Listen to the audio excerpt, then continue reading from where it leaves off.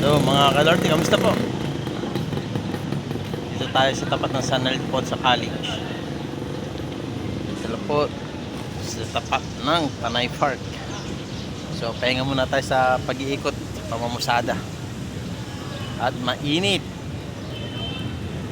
So tatapos nga lang po palang uminom ng palay para maibsan yung ating init at uhaw. So time check 11:30 na po, May 16. So mamaya 12 pahingan tayo, kain tayo ng lunch break. So yay.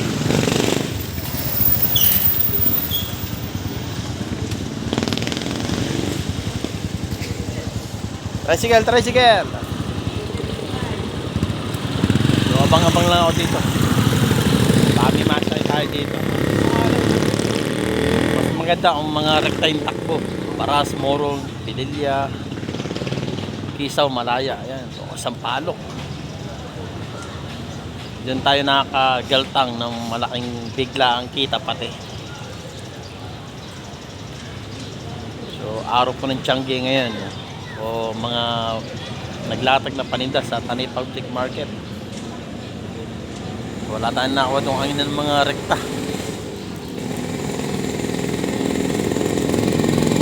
So pagkakain, lunch break talaga, no? So mga 12, tapos balik tayo pamamasada mga 1:30. Isang oras at kalate tayo magpahinga, isang oras at kalate para hindi masyado mainit. Tricycle! Ate!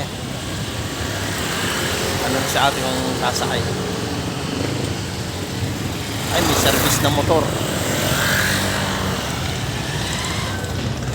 Ito nga pala sa Eastern Supermarket. Ano, Eastern?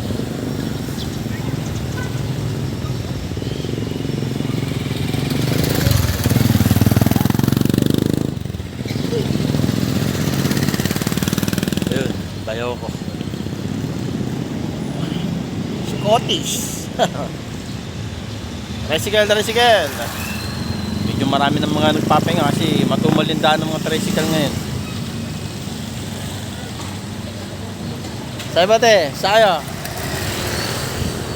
Siguro mga kumakain na rin ng tanghalian nila.